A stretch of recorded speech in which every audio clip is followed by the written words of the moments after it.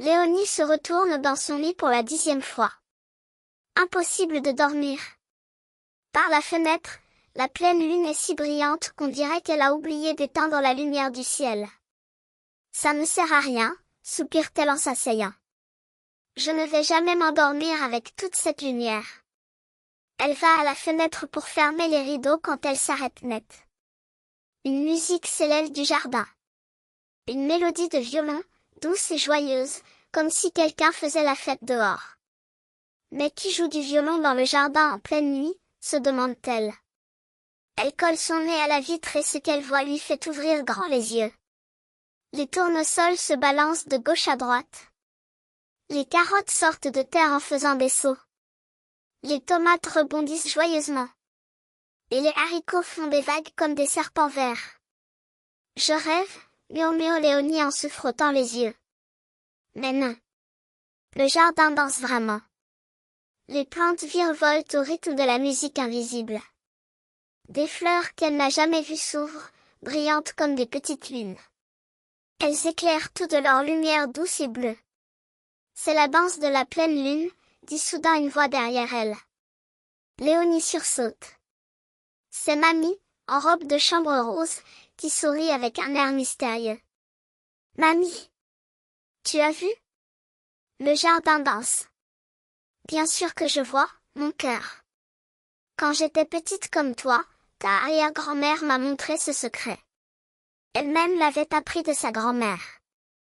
Et maintenant, c'est ton tour de le découvrir. Léonie prend la main de sa grand-mère, les yeux brillants de questions. Mais pourquoi personne ne m'en a jamais parlé? Parce que certains secrets ne peuvent être partagés qu'au bon moment. Et ce moment, c'est maintenant. Viens. Elles descendent l'escalier sur la pointe des pieds. Mamie ouvre la porte du jardin et la musique devient plus forte. Léonie découvre alors que ce sont les fleurs lumineuses qui chantent. Dès qu'elle pose le pied sur l'herbe, les plantes se tournent vers elle. Les tournesols s'inclinent comme pour la saluer. Aradi Rose fait une révérence si comique que Léonie éclate de rire. Elles me disent bonjour. Oui, elles t'attendaient. Chaque jardin de notre famille fait ça. Seulement lors des pleines lunes, et seulement pour nous. Léonie tend la main vers une fleur phosphorescente. Elle est chaude et douce, comme un bisou sur la paume. Une carotte attrape son autre main et l'entraîne dans une danse tournoyante. Pourquoi ça danse, Mamie? Pourquoi c'est magique? Parce que la lune leur rappelle qu'ils sont vivants, vraiment vivants. Pas juste des plantes ordinaires, mais des êtres qui grandissent, qui respirent, qui rêvent. Comme toi, mon trésor. Toi aussi, tu es magique. Léonie danse avec les légumes, valse avec les fleurs, saute avec les haricots. Elle rit tellement qu'elle a mal au ventre. Mamie, assise sur un banc, tape dans ses mains en rythme. Quand la lune commence à descendre vers l'horizon, les plantes ralentissent. Les fleurs lumineuses ferment leurs pétales, comme des paupières fatiguées. Les carottes se glissent doucement dans la terre. Les tournesols s'endorment debout. C'est déjà fini? Demande Léonie, un peu triste.